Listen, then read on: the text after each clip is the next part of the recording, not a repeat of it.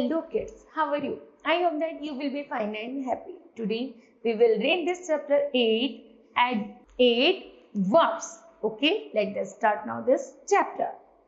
A verb is a word that describe. जो verb होती है वो ऐसे शब्दों को describe करती है that what a person or things does, कि वस्तु व्यक्ति क्या कर रहे हैं, okay? और what a person or things is. Without a verb, a sentence cannot be written or spoken. बिना सेंटेंस के इस वर्ब को लिखा या बोला नहीं जा सकता. ओके, चलिए types of verbs. Verbs are categorized of the following types. Number first है transitive verbs. A transitive verb that requires an object to complete its meaning. यहाँ तक कि जो transitive verb होती है वो बताती है कि हमारा जो मीनिंग है, मतलब ऑब्जेक्ट लगाकर कैसे उसको कंप्लीट करके एक सही अर्थ निकलता है. Without an object the sentence is incomplete. बिना ऑब्जेक्ट के सेंटेंस कंप्लीट नहीं होता. ओके, फॉर एग्जांपल है सोहन राइट्स. सोहन लिखता है, तो यहाँ पर ऑब्जेक्ट नहीं है.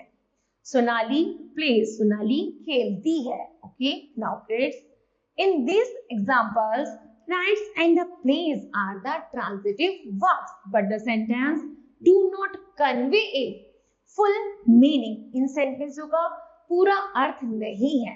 To make the sentence complete, we need to add an object. यहाँ तक कि यहाँ पर यह sentence complete तो है, लेकिन यदि हम इसके साथ object को add कर दिया जाए तो according to sentence to need add an object. Okay. Now read these sentences again. तो हम लिख सकते हैं, यहाँ पर हम ऑब्जेक्ट लगाकर भी इन सेंटेंस को कंप्लीट कर सकते हैं. जैसे Sohan rights a letter.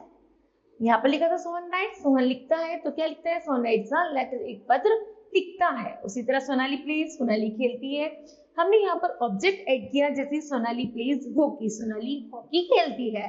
Okay, तो this sentence is a full meaning. तो that's called transitive verb.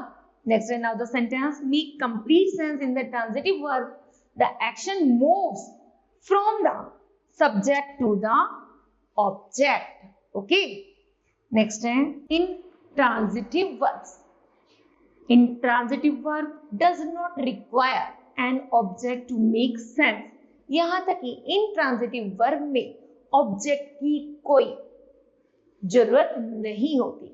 It stands on its own and forms a complete idea. यहाँ तक कि जो उसकी फॉर्म्स होती हैं, वर्ब की जो फॉर्म्स होती हैं, उन्हीं के अनुसार सेंटेंस जो होता है वो अपने आप में कंप्लीट माना जाता है. फॉर एग्जाम्पल है द बॉय स्माइल.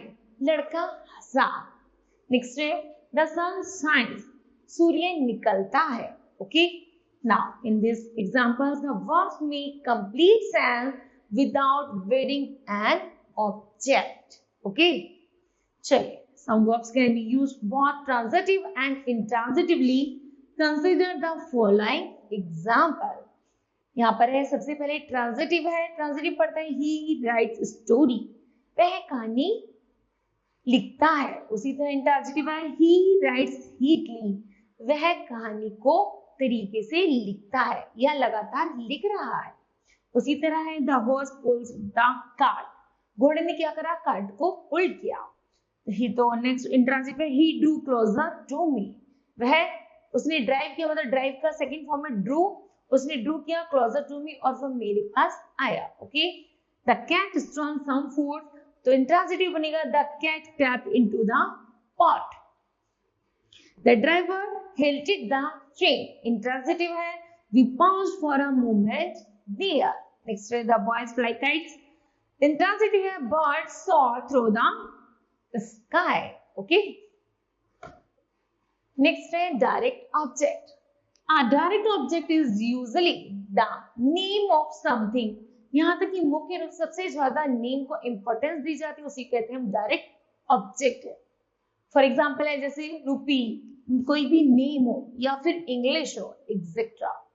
उसी तरह indirect object. Indirect object is usually the name of a person. For example यहाँ तक कि उसका नाम ना लेकर उसको बोला जाता है वह, उसने, ऐसे। तो फॉर एग्जाम्पल है him, her, us, etcetera. Remember, the indirect object usually comes before the direct objects. Okay. Next, linking verbs are verbs that join a subject with its complement is called the linking verb. For example, that fish smells bad. ये वह जो fish है उसमें से कैसी smell आ रही है? Bad आ रही है. Next, we all felt sad at the bad news. Okay, some verbs do not make complete sense by themselves. यहाँ तक कि कुछ फॉर्म्स ऐसी होती हैं जो जुड़ने के बाद भी सही अर्थ प्रस्तुत नहीं करती. They do not take an object. यहाँ तक कि उनमें कोई ऑब्जेक्ट भी नहीं होता. To make their meaning complete, और इसीलिए और फिर भी उनका अर्थ कंप्लीट होता है. In such cases, a complement is added at the end of the sentence, the completed sentence. तो इसलिए इन ऐसे वाक्यों में हम कॉम्प्लीमेंट्स का ऐड करते हैं जिससे कि एक वाक्य का सही अर्थ निकल सके. उसी को हम लिंकिंग वर्ब या फिर कॉम्प्लीमेंट कहते हैं. Okay, now kids, this chapter will be completed. I hope that you understood well. Thank you. Have a nice day.